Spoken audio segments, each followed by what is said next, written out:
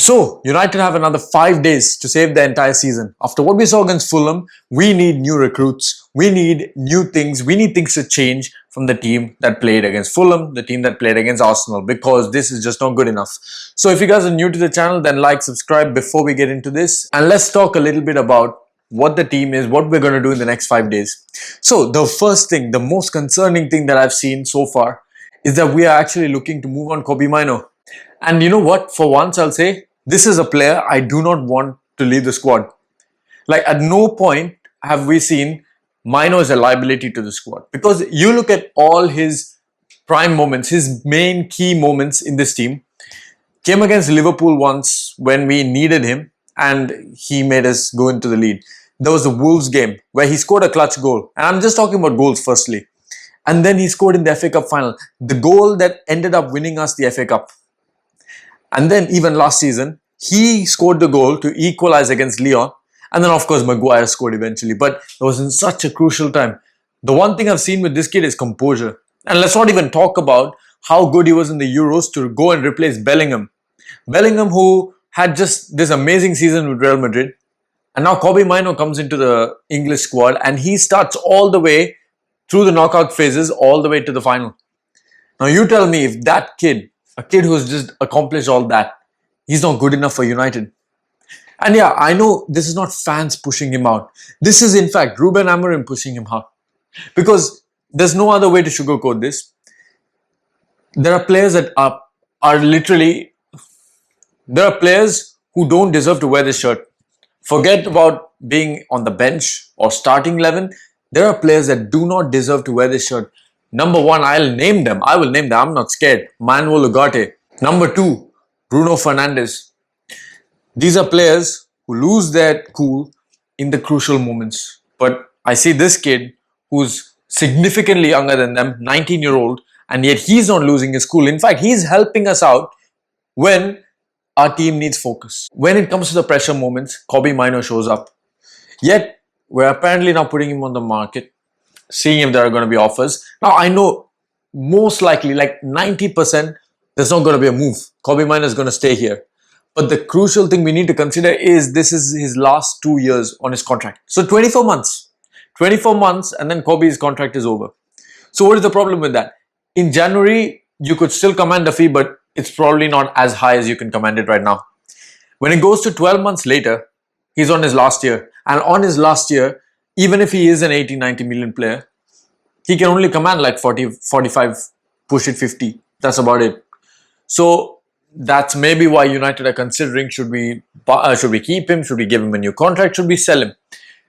But the entire reason why this whole dilemma has even come up in the first place is because Ruben Amorim has not been playing him. Because Kobbie is not looking actively to get out of United. Like, it's not like he's wanted Chelsea, he's wanted Newcastle, whoever it is. He's always wanted to be here. But the more you've seen this team, you see that Kobbie's just not getting a start. Another player I'd like to put in the same bracket is Zirkzee. It's not that these two players are not good enough. It's just that the manager, for whatever reason, does not trust them, even though the players that he is playing ahead of them are nowhere near their quality. Now, the other activity, let's go more into the positives now anyways. Haaland looks to be going on loan. So, 5 million loan fee, and then after that we might get a 40 million obligation fee, which is actually pretty good. At the same time, Antony, it's a similar thing with Betis, where we're negotiating something where the loan that we give him on this season makes it obligatory next season. And you know what? It's about time that we do that, because you look at Antony, he's gone on loan for half a season, and now we're going to send him on loan for another year. So this means 1.5 years he spent out of United, and yet we are still paying his wages. Don't forget that. By then, we should have a conclusion. We should have sold this guy. 40 million, I'll take it again. So that would mean next summer we're getting almost 80 million euros back. Jadon Sancho could be on the way as well. Now, you see all these names, and then the main name that we all want out, I think, Alejandro Garnacho. He's been in the bomb squad. He's been named openly in the bomb squad, and Amorim hasn't played him. And that, for that, fair play to Amorim. He's not played him, and it doesn't look like there's any way back. He has openly made it and declared that he wants Chelsea. And it looks like Chelsea will get him. It's just about when. And I think it's going to be deadline day. We're asking for 50 million. Chelsea is sticking to that 30 million valuation. I think we're going to sell him for some 35. Chelsea have won, in a way, if you want to call it like that. Yes, we got rid of Garnacho, and that's a good thing. But only deal specific, I think we've lost out. Because Chelsea would not want to spend 50 million, and everybody knows he's not worth 50 million.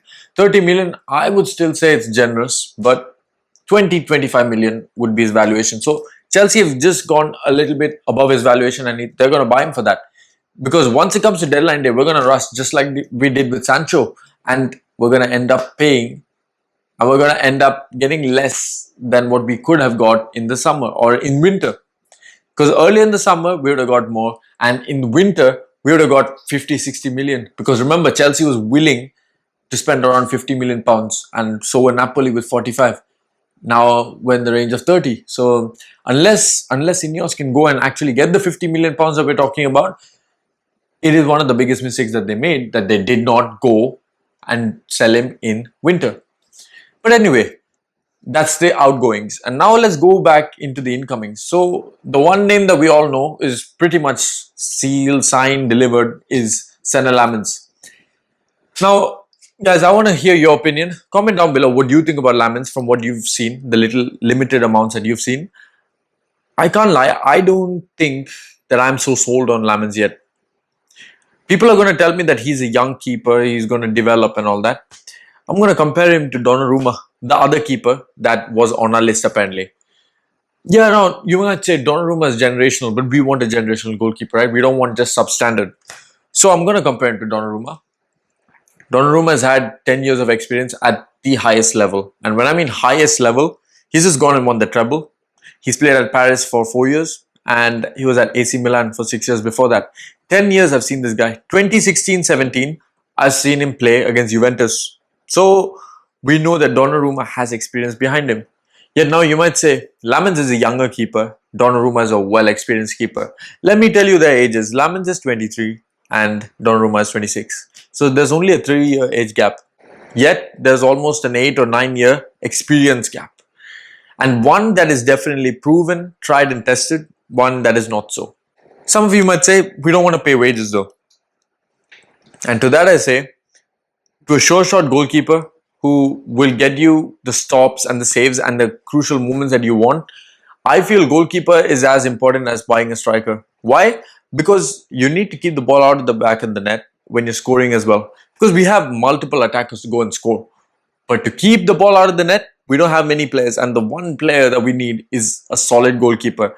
With Lamens again, it doesn't look like we're getting Donnarumma. We're going to get Lamens. The one thing I see is that he does not hold the ball. This was the problem I had with Onana as well. The guy can make these eye-catching, flashy saves, fair. But when it comes to holding on to the ball instead of punching the ball out into pressure, that is what we want. Bayende is horrible at that. Onana is bad at that. Lamens, I'm not so sold on that. But you know what? People who've watched him more tell me that he's better at crossing and like at catching and claiming crosses. So you know what? I'll just concede that and say maybe he's actually a good option at catching crosses, and we need that. We need that so badly because everybody's just targeting our corners and we need something to stop. So if Onana leaves, we know that he's our number one. Lamens is our number one. And you know what? At least that's an upgrade. And then probably the biggest position, we are still looking at a midfielder apparently. People might tell you that we're still in a limbo. We don't know whether we're going for a midfielder or not. But I think we're going for a midfielder. It's just about whether we do secure one. We're still considering Hjulmand. We're still considering Adam Wharton. And you know what? Never, never, never, never rule out a last minute bid for Baliba again. Because now that we know what the evaluation is, because if you guys saw the news, just on the day that we lost to Fulham, the valuation that Brighton had quoted us was 115 million, exactly what they sold Caicedo for. Now, it could be the fact that United walked away considering that, 150 million is too high. But everybody knows that next season there's going to be more competition. At the same time, the transfer fee is not going to be 150 million. It's going to be probably closer to 150 million, if anything.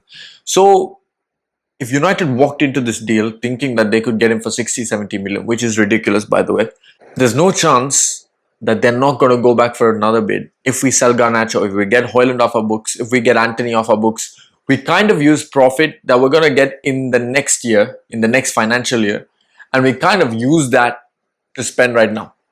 It is a very much a possibility. Because if we get rid of Garnacho, if we secure Sancho out of the club and we sell Anthony, and then we also secure Hoyland's deal out, that's a lot of money cleared, and that's a lot of guaranteed money that is going to come in next summer. And add to that, guys, you never know. Bruno could just decide to leave at any point in this window. It could be right now. It could be later on in the window. It could be after our window shuts completely. But I think the more Bruno's head was not in the game, right? Like we all can agree on that. In the Fulham game, his head was not in the game.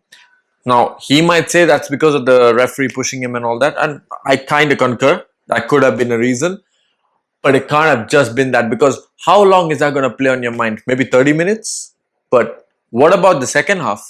What about the time when he could have recovered, and he, being a professional footballer, being the captain of Manchester United, he should be able to compose himself and continue after that. I think there's something more to that. I think he is considering that Saudi bid. Now, whether we sell him or not is a totally different question, but I think he is considering it at the moment. If we get rid of him, that's even more money. That could be all we need to go and sign Baleba. So what do you guys think? Comment down below. What are we doing in the last 5 days of the transfer window? What do you think we should do in the last 5 days of the transfer window? Comment that all down below, and I'll see you all in the next one.